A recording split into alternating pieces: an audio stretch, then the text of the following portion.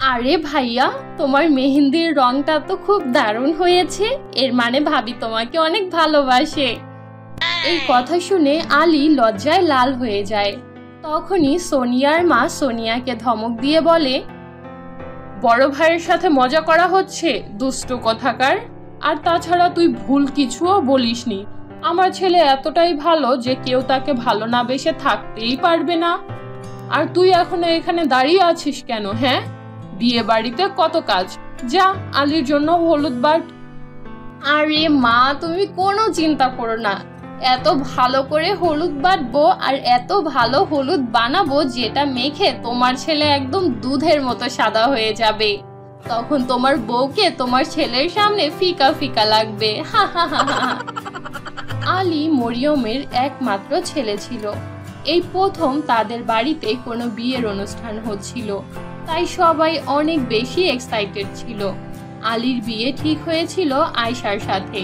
আয়শা দেখতে খুবই সুন্দরী ছিল। আয়শা, দেখ তো, এই হারটা তোর ভালো লেগেছে?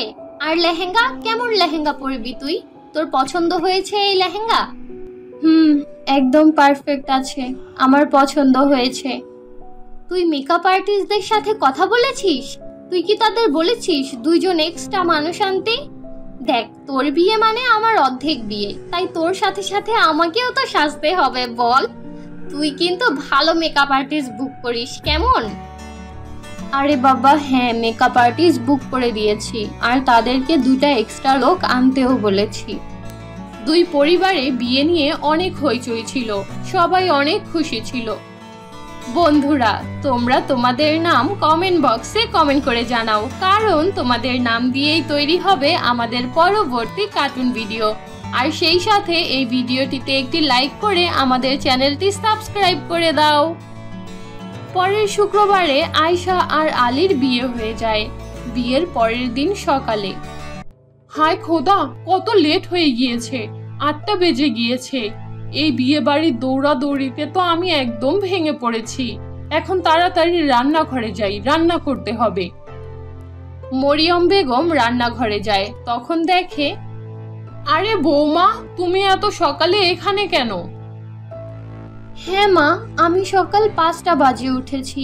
উঠে গোসল করে নামাজ পড়ে ঘরবাড়ি পরিষ্কার করে এখন নাস্তা বানাতে এসেছি। দেখুন, আমার নাস্তা বানানো অনেকটা হয়েও গিয়েছে। আপনার কিছু লাগবে? না না বৌমা, বৌমা আমার কিচ্ছু লাগবে না।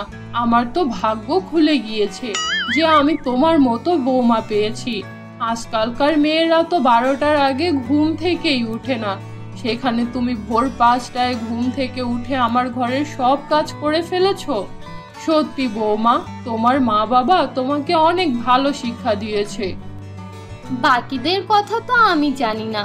এখন আমি এই বাড়ির বউ, আর এই বাড়ির সকল দায়িত্ব এখন আমার। এখন আপনি শুধু পায়ের উপর পা তুলে বসে থাকবেন আর আমাকে অর্ডার করবেন, আর সাথে সাথে আপনার কাছে ওই জিনিসটা পৌঁছে যাবে। আয়শা বাড়িতে ঢুকতেই সবার মন জয় করে নেয়। আয়শার উপর সবাই অনেক খুশি ছিল। সেই রাতে যখন আলী আয়শার কাছে যায় তখন, না না, আপনি এখন আমার কাছে আসবেন না।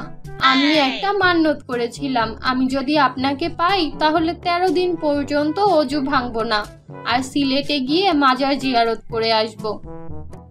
আয়শার এমন কথা শুনে আলী তাকে আর কিছুই বলে না। আলী তার বউয়ের এত সংস্কার দেখে অনেক খুশি হয়। বিয়ের 2 দিন পর তারা হানিমুনে যাওয়ার প্ল্যান করে। হানিমুনে যাওয়ার সময় আয়শা অনেক গয়নাগাটি পরে, আর আলীকেও সোনার আংটি আর চেন পরার জন্য জোরাজোরি করতে থাকে। তখন আলী তাকে জিজ্ঞেস করে যে এত দূরের রাস্তায় এত সোনা পরে যাচ্ছে কেন সে। আরে আমি তো গয়না পরছি ওখানে গিয়ে ছবি তুলবো। ছবিতে আমাকে গয়না পরলে অনেক সুন্দর লাগবে। আর তাছাড়া আমি এত বড় বাড়ির বউ, একটা ভাব আছে না।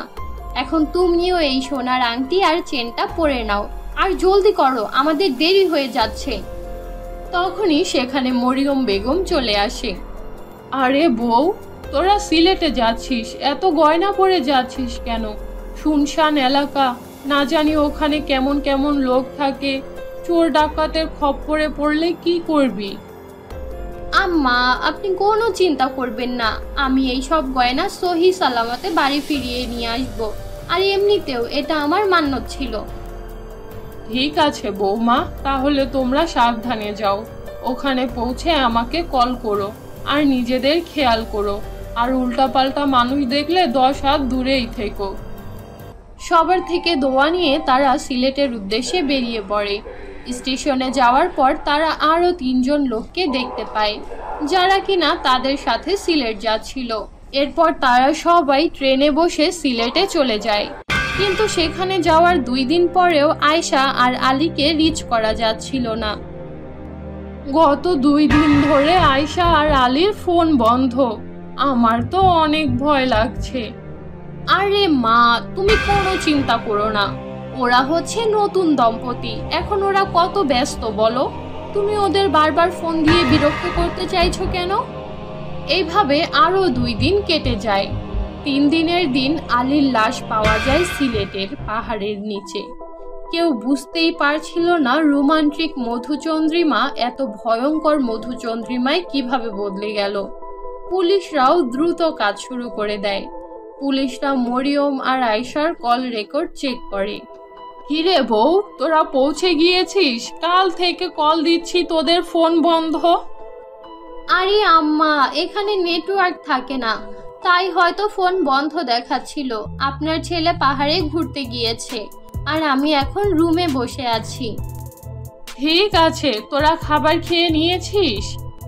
আম্মা, আপনার ছেলে খেয়ে নিয়েছে, আর আমি তো রোজা রেখেছিলাম তাই খাইনি। আপনার ছেলে ফিরে আসলে একসাথে খাবো। ঠিক আছে বৌমা, তাহলে তোরা সাবধানে থাকিস। আয়শা মিথ্যা কথা বলল কেন? আমরা তো সিসিটিভি ফুটেজে দেখলাম ও ওর হাজবেন্ডের সাথে খাবার খাচ্ছে। এখানে শাশুড়িকে কেন বলছে রোজা রেখেছে? নিশ্চয়ই এখানে কোনো না কোনো ঝামেলা আছে। তখনই হাবিলদার আয়শার কল রেকর্ডের ফাইল নিয়ে আসে। তখন দেখা যায় আয়শা কয়েকদিন যাবৎ একটা নাম্বারে অনেক বেশি কল দিচ্ছে, আর টানা 1 ঘন্টা যাবৎ কথা বলছে। দেখুন ম্যাডাম, এই নাম্বারগুলোতে আয়শা বারবার কল দিয়েছে আর অনেকক্ষণ পর্যন্ত কথা বলেছে। এই নাম্বারগুলো ট্র্যাক করার চেষ্টা করো। এরপর পুলিশরা আরও জোরদার তদন্ত চালায়। কয়েকদিনের মধ্যেই 2 জন অপরাধীকে গ্রেফতার করা হয়। কিছুদিন পর তারা আরও 1 জন অপরাধীকে গ্রেফতার করে নেয়। অন্যদিকে আয়শা এই সব খবর জানতে পেরে প্রচণ্ড ভয় পেয়ে যায়, আর সে গাজীপুরে চলে যায়। কিন্তু আয়শাকে গাজীপুর থেকেও গ্রেফতার করে আনা হয়। এরপর যখন তাকে জিজ্ঞাসাবাদ করা হয়, তখন যেই খবর সামনে আসে তা শুনে সবার পায়ের নিচের মাটি সরে যায়। ম্যাডাম, আমি আলীকে একদমই পছন্দ করতাম না। আমি তো আমার বাবার অফিসের কর্মচারী রাজেশকে ভালোবাসতাম। রাজেশ হিন্দু ছিল আর মধ্যবিত্ত পরিবারের সন্তান ছিল, তাই আমার বাবা আমাদের সম্পর্ক মেনে নেয়নি। আমার বাবা আমাকে জোর করে আলীর সাথে বিয়ে দিয়েছিল। তাই আমি আর রাজেশ আলীকে আমাদের পথ থেকে সরিয়ে দেওয়ার পরিকল্পনা করি। আমি তোদের 50 লাখ টাকা দিয়েছি, যে কোনো মূল্যে আজকের মধ্যেই আমার কাজ শেষ করতে হবে। সন্ধ্যাবেলায় আমি আলীকে নিয়ে পাহাড়ের উপরে উঠব, তোরা সেখানেই চলে আসিস। আজকে ওকে ওর বিয়ের শখ মিটিয়ে দেব। সন্ধ্যায় যখন আয়শা আলীকে নিয়ে পাহাড়ের উপরে যায়, তখন সেখানে সেই 3 জন চলে আসে আর আলীকে ধাক্কা দিয়ে পাহাড় থেকে নিচে ফেলে দেয়। পাহাড় থেকে পড়ে আলী মৃত্যুবরণ করে। এই কথা শুনে দেশবাসী হতবাক হয়ে যায়। এরপর পুলিশ সবাইকে জেলে পুরে দেয়। বিশ্বাসঘাতকতা কোনো মানুষকে নয়, বরং পুরো পরিবারকে ধ্বংস করে দেয়। ভালোবাসা দরকার, তবে ভালোবেসে একেবারেই অন্ধ হয়ে যাওয়া উচিত না। এই কলিযুগে কার মনে কি আছে তা কেউ বলতে পারে না। তাই সব সময় আমাদের সাবধানে থাকা উচিত, সতর্ক থাকা উচিত।